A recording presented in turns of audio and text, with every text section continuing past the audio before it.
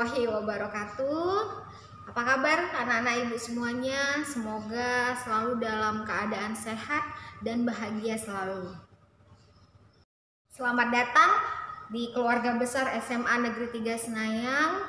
Ini adalah masa putih abu-abu, masa yang untuk memperjuangkan masa depan kalian, masa untuk benar-benar serius menata, merencanakan langkah ke depannya seperti apa, bukan masa untuk bermain-main lagi. Perkenalkan, nama Ibu Dewi Hidayati, Ibu Guru Bimbingan dan Konseling di SMA Negeri 3 Senayan. Bisa jadi di antara anak-anak ibu semuanya ada yang belum tahu apa itu bimbingan dan konseling. Nah, pada kesempatan ini ibu akan memperkenalkan kepada kalian semua apa itu bimbingan dan konseling. Bimbingan dan konseling itu biasanya disingkat dengan BK. Jadi ibu dipanggil sebagai guru BK. Nah, guru BK itu berbeda dengan guru mata pelajaran. Kalau guru mata pelajaran menjelaskan materi-materi di dalam pembelajaran sesuai dengan mata pelajarannya, bisa matematika, bahasa Inggris, fisika, dan lainnya. Nah, kalau ibu guru BK itu berkaitan dengan perilaku. Ya, jadi berkaitan dengan perilaku baik itu di sekolah maupun perilaku yang ada di rumah. Pada dasarnya, tugas ibu adalah membimbing anak-anak ibu menjadi manusia yang mandiri. Apa itu manusia yang mandiri? Manusia yang mampu mengambil keputusan sendiri, dan tentunya keputusan itu adalah keputusan yang baik dan benar untuk kehidupannya, bukan keputusan yang buruk. Dalam pengambilan keputusan, melatih anak-anak ibu mengambil keputusan yang baik, itu akan ibu bimbing. Nah, itulah tugas ibu sebagai guru bimbingan dan konseling. Ada 4 bidang yang akan mendapat bimbingan dari ibu. Nah, apa saja itu? Nah, berikut rinciannya. Yang pertama, bidang bimbingan pribadi. Nah, apa saja ini? Contoh ya. Misalnya anak-anak ibu sulit untuk melaksanakan ibadah dan merasa itu ada suatu masalah. Gimana ya Bu, biar saya bisa ibadah dengan tenang dan saya bisa ada rasa untuk kesadaran beribadah. Nah, itu boleh konseling sama ibu. Atau anak-anak ibu merasa punya penyakit hati, contohnya lihat teman punya jam tangan, kalian merasa kok iri ya, gak suka ya melihat orang bahagia.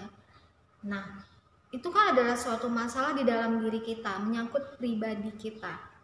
Dan jika kalian merasa itu mengganggu dan tahu itu tidak baik, yuk kita konseling.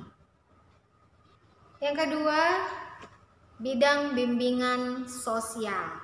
Nanti yang berkaitan dengan orang banyak, misalnya pemalu, tidak berani untuk memulai percakapan dengan orang baru, tidak bisa bersosialisasi dengan teman-teman. Nah, itu kan mengganggu kita ya, kita jadi nggak punya teman. Nah, itu anak-anak ibu bisa konseling juga dengan guru bimbingan dan konseling. Ketiga, bidang bimbingan belajar. Nah, jika anak-anak ibu merasa bahwa kok tidak paham-paham ya mata pelajaran tertentu, padahal ini sangat dibutuhkan. Apa ya Bu yang salah dari diri saya? Apa cara belajarnya? Apa tempat belajarnya? Nah, itu banyak yang berkaitan dengan itu. Jadi anak-anak ibu tidak usah sungkan untuk bercerita kepada ibu. Keempat, bidang bimbingan karir. Nah, kalian walaupun masih kelas 10 sudah harus memikirkan nanti saya akan berkarir seperti apa. Karir ini mirip dengan pekerjaan, tapi kalau karir punya jenjang-jenjang tertentu. Jadi misalnya hari ini kalian jadi karyawan, tapi kalau kalian berkarir 5 tahun ke depan kalian sudah bisa jadi bosnya.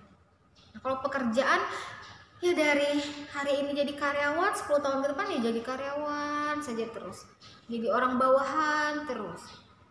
Nah, itu harus berkarir agar ada peningkatan hidup. Nah, mulai dari sekarang pikirkan, gimana ya supaya saya bisa jadi seorang dokter, apa yang harus dipersiapkan? Bagaimana ya kalau saya jadi pengusaha, apa yang harus dipersiapkan dari sekarang? Nah, dari semua yang kalian ceritakan, itu akan ibu pegang rahasianya. So, jangan khawatir, takut nanti bocor kemana-mana. Nah, justru kalau kalian bercerita kepada orang lain yang tidak bisa dipercaya, khawatirnya permasalahan kalian jadi bocor kemana-mana dan diceritakan lagi pada orang lain. Untuk itu, berceritalah kepada orang yang benar-benar bisa dipercaya, ya, salah satunya kepada guru bimbingan dan konseling.